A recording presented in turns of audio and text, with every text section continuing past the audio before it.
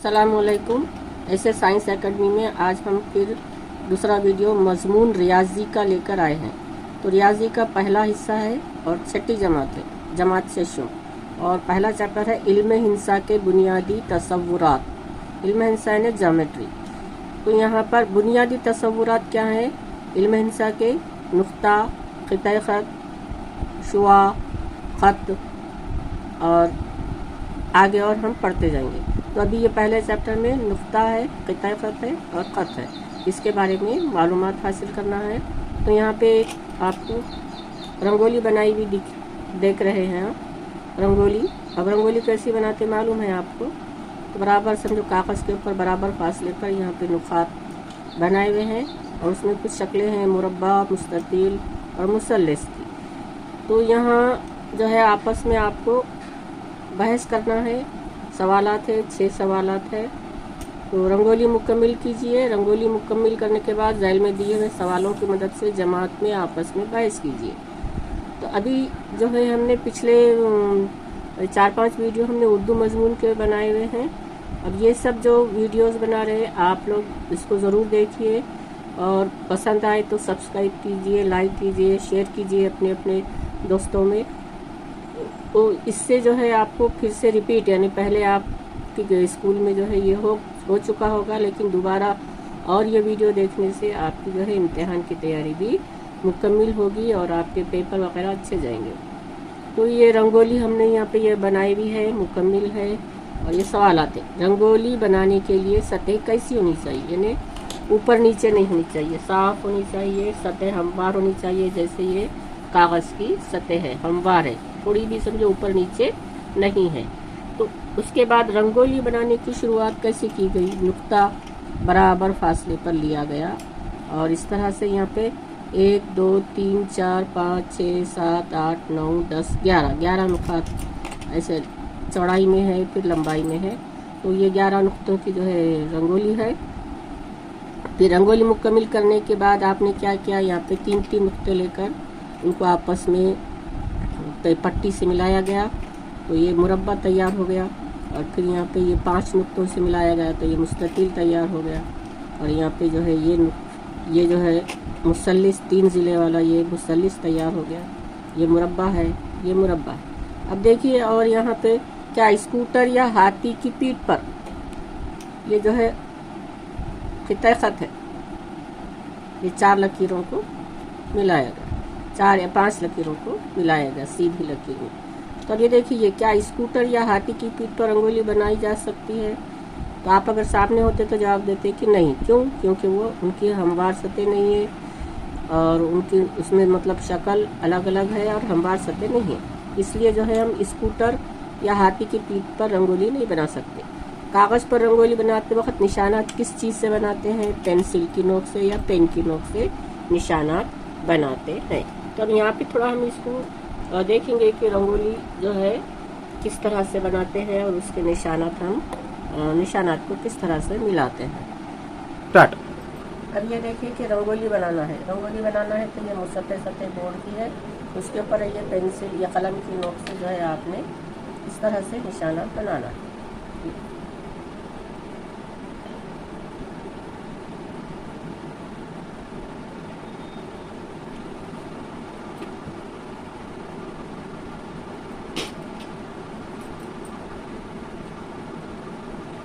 ये बराबर। अब यहाँ पे देखो हम ये अंदाजे से थोड़ा सा ऊपर नीचे होंगे, ये ऐसे निशाना बनाए, ये ऐसे निशाना बनाए। अब ये देखिए कि यहाँ पे हम बिल्कुल हल्के हल्के निशाना बना रहे। तो नुक्ता जो है बहुत बारीक होता, नुक्ता जो है ऐसा कलम की नोक से पड़ने वाला ये निशान होगा, ये ऐसा,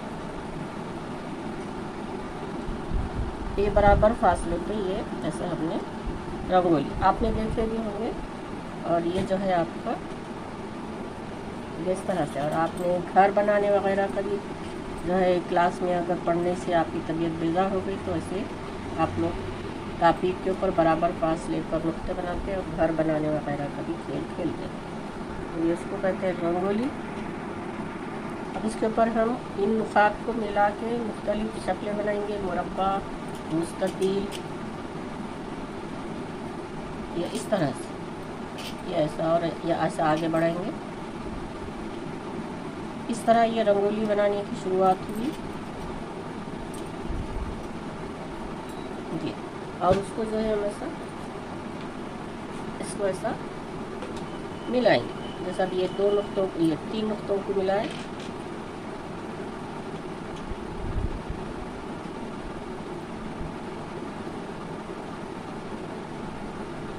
ये लकीर,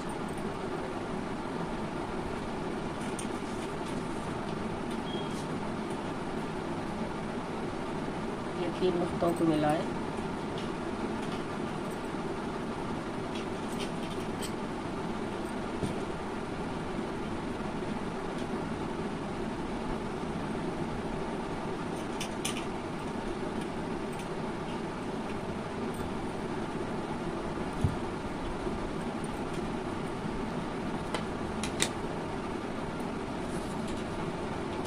इस तरह से। तो ये जो है क्या तैयार हो गया, मुस्ततील। अब अगर मुरब्बा तैयार करना है तो आपको ये इस तरह से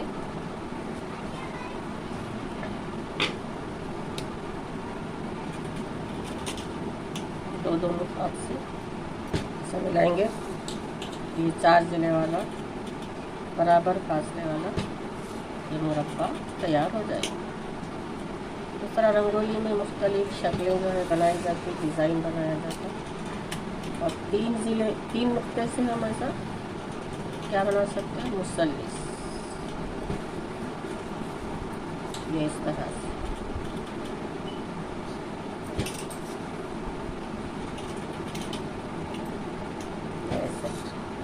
अब यहाँ पे जो है ये लग जा रहा, हम मार करते रहे,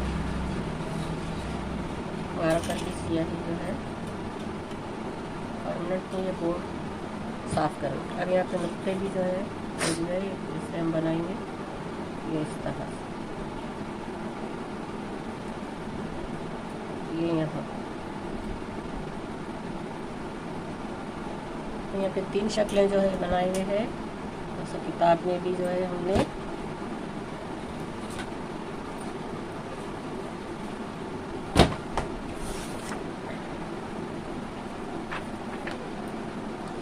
कापी में भी जो है हमने ऐसे रंगोली के निशान बनाकर मुख्तलिफ शक्लें बना। तो अब ये जो नुक्ते हैं, तो सबसे पहला जो बुनियादी तस्वुर है ये नुक्ता है, नुक्ता, पॉइंट, जिसको इंग्लिश में बोलते हैं पॉइंट।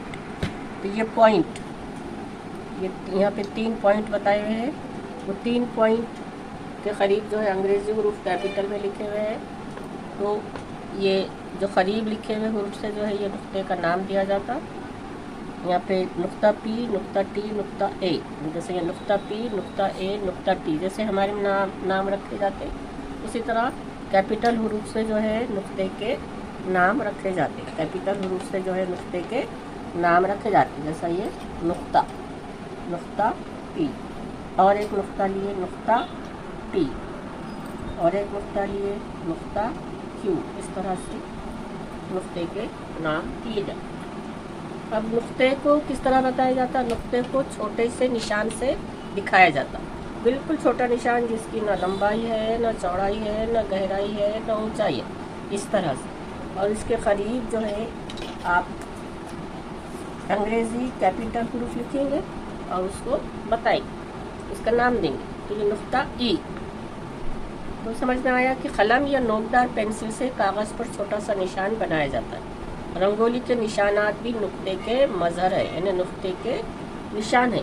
रंगोली के निशानात भी जो है नुक्ते को बताते हैं।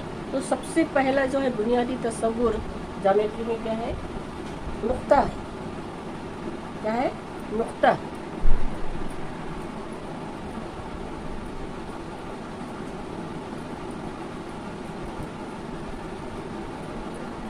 देखिए ये नुक्ता है, ये नुक्ता के नुक्ते के करीब हमने ये ई हुरूफ लिखे।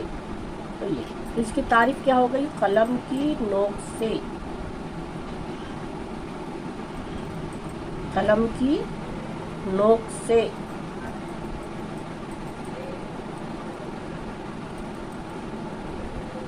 पड़ने वाले निशान को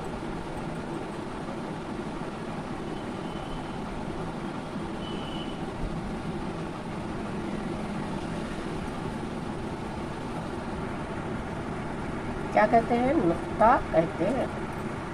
क्या कहते हैं? नुक्ता।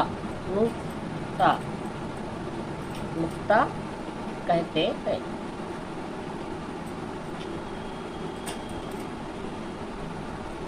और ये नुक्ता जो है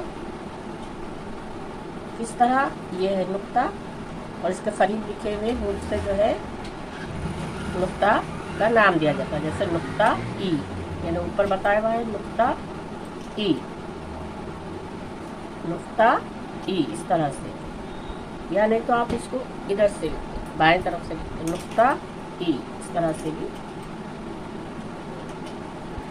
नुक्ता ई। ये जैसे ये निशान, इसके बाजू में हर, ये नुक्ता ई। अब और एक नुक्ता हम यहाँ पे निशान डालेंगे, इसका नाम देंगे नुक्ता पी। क्या देंगे? नुक्ता पी। तो नुक्ते के करीब जो हर्फ लिखा हुआ है उससे नुक्ते का नाम पढ़ा जाता है। तो यहाँ पे दो नुक्ते हैं, अभी और एक नुक्ता लिए क्यू,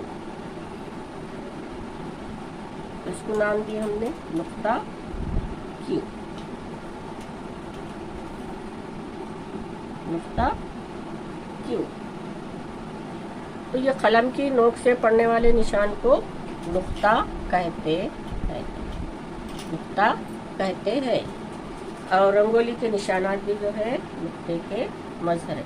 अब दूसरा जो बुनियादी जो तस्वुर है वो आता है खित्ता-ए खत। खित्ता-ए खत, ये खित्ता-ए खत, ये जो है आपकी किताब में हम बताएंगे। ये खित्ता-ए खत।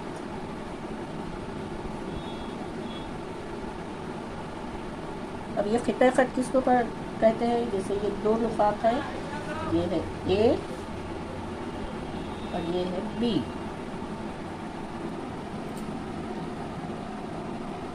ये है बी।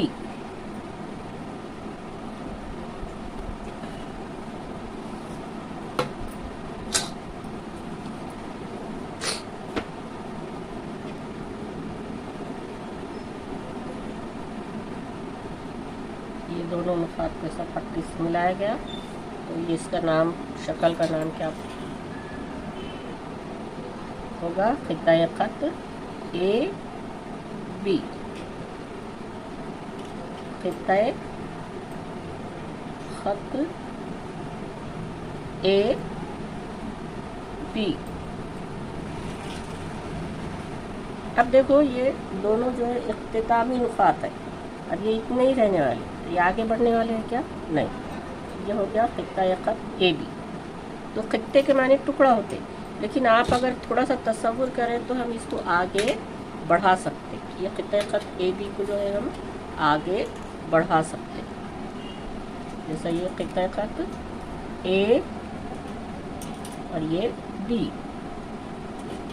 अब ये बोर्ड के ऊपर हम इसको आगे बढ़ाएंगे, तो ये यहाँ पे हम ऐसे dot dot dot dot dot dot के निशान से बताएंगे कि ये इसको, ये लकीर को हम आगे इस तरह से बढ़ा सकते। दोनों सिमतों में हम इसको आगे ऐसा बढ़ा सकते। अब ये कितना बढ़ा सकते हैं? ये जितना बोर्ड है उतना बढ़ा सकते हैं, और फिर आगे ये बढ़ते ही जाती है।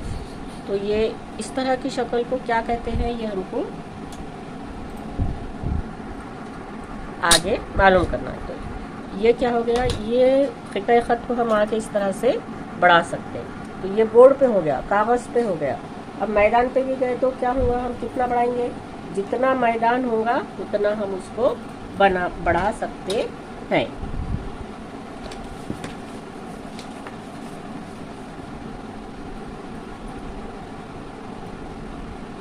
जैसे यहाँ पे बताया हुआ है कि कागज़ जितना,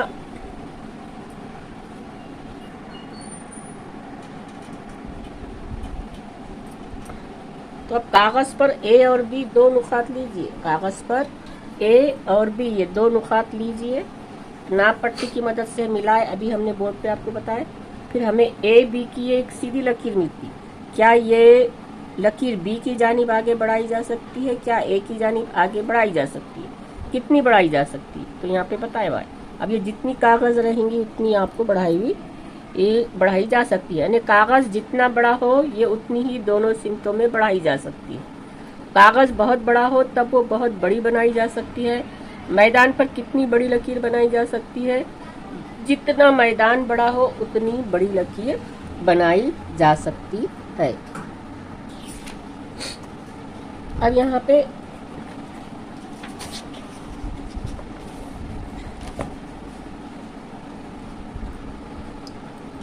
अब हम ऐसा तस्वुर करेंगे कि ये लकीर दोनों जानिब से लामहदूद बढ़ाई जा सकती है। ऐसी शक्ल को ख़त कहते हैं। ऐसे ख़त को कागज़ पर दिखाते वक्त वो दोनों जानिब लामहदूद है, तीर की नोक से दिखाते हैं। रियाजी में ख़त का मतलब मुस्तकीम ख़त होता है। हमारी बनाई हुई पहली लकीर ए से बी तक की थी। वो लकीर इस नए ख़त का टुकड़ा यानी क़िता ख़त है। क़िता ख़त को महदूद दिखाने वाले दो नुकात होते हैं, इन्हें इख्तितामी नुकात या सिरे कहते हैं। क़िता ख़त ए बी को मुख्तसरन क़िता ए बी लिखते हैं। नुकात और ए बी इसके इख्तितामी नुकात हैं। ख़त को अंग्रेज़ी के एक छोटे हर्फ से या ख़त पर वाक़ई कोई भी दो नुकात की मदद से ज़ाहिर करते हैं। यहाँ ख़त एल दिखाया गया है और उस पर ये दो नुकात दिखाए गए हैं। तो इस ख़त का नाम पी क्यू या ख़त क्यू पी भी लिखा जाता है। क्यू पी भी लिख सकते, पी क्यू भी लिख सकते, या एक हर्फ से भी हम इसको बोल सकते। तो ये है ख़त, ये ख़त ए बी, ख़त पी क्यू या ख़त एल, और ये दोनों जानिब लामहदूद है। तो ये तीर की अलामत से दोनों तरफ ये तीर की अलामत आपको बताई हुई है। ये तीर की अलामत से आपको बता दोनों जानिब लामहदूद। तो क़िता ख़त के बाद जो तीसरा बुनियादी तस्वुर है वो है ख़त।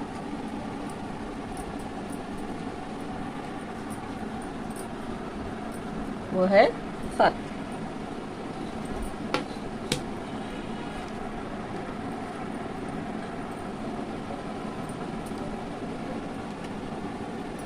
उसके बाद तीसरी जो इल्म हिंसा का बुनियादी तस्वुर है ये ख़त। अब ख़त जो है ये ये नुकात इसको मिला दिए, ये क़िता ख़त हो गया। लेकिन उसको आगे बढ़ाए और ये आगे बढ़ने के अमल को हमने कैसे ज़ाहिर करे? तीर की अलामत से। ये तीर की अलामत, ये तीर की अलामत, और ये दो नुक्ते हैं, इसको नाम दे दिए ए और ये बी। और एक दूसरा ख़त हम बनाए, ये दोनों जानिब ये तीर की अलामत बताए, छोटा सा स्मॉल लेटर एल, और इसके ऊपर जो नुक्ते ये पी और ये क्यू। तो ये ख़त जो है दोनों जानिब लामहदूद होता है। कि अब जितनी ज़मीन है ये इसी सिमत में आगे बढ़ते जाएगा। तो मुस्तकीम ख़त यानी सीधी लकीर जो दोनों तरफ बढ़ती है उसको क्या कहते हैं? ख़त। मुस्तकीम लकीर, मुस्तकीम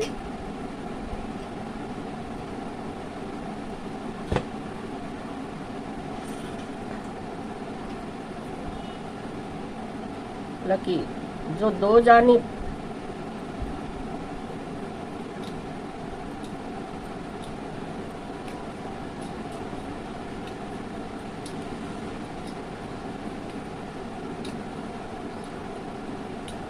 लामहदूद होती है।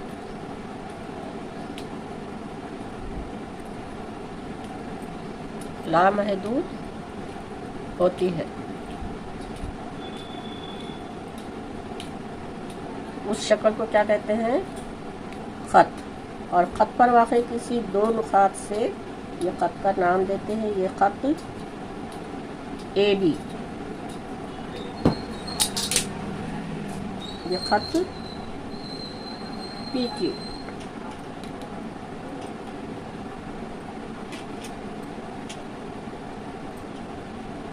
ख़त पी क्यू। अब ये जो है इस स्मॉल लेटर से यहाँ इस कभी कभी ये स्मॉल लेटर से भी हम खत का नाम देते हैं। तो मुस्तकीम लकीर तो दोनों जानिब लामहदूद होती है, और लामहदूद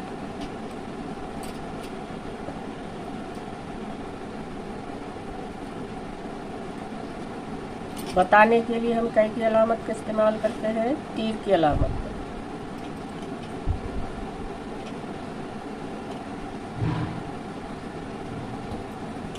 तीर की अलामत का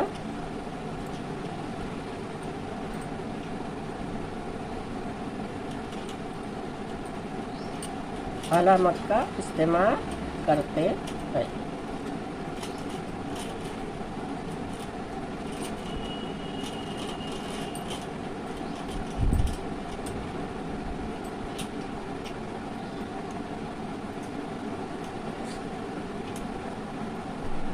तीर की अलामत का इस्तेमाल करते हैं और ख़त पर वाक़े दो नुक्तों से ख़त का नाम देते हैं।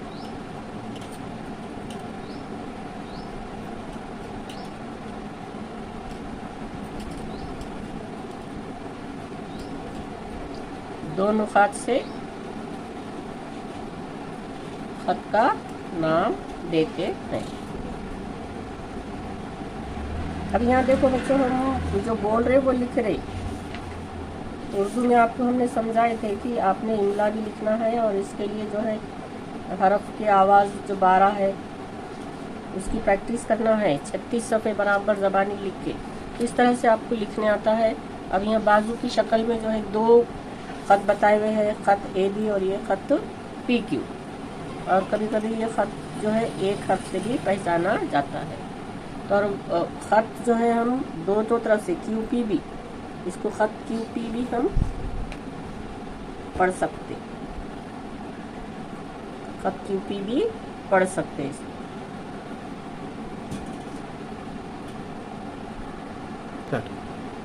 अब इसके बाद जो है एक अगला बुनियादी तस्वुर कौन सा है? शुआ का।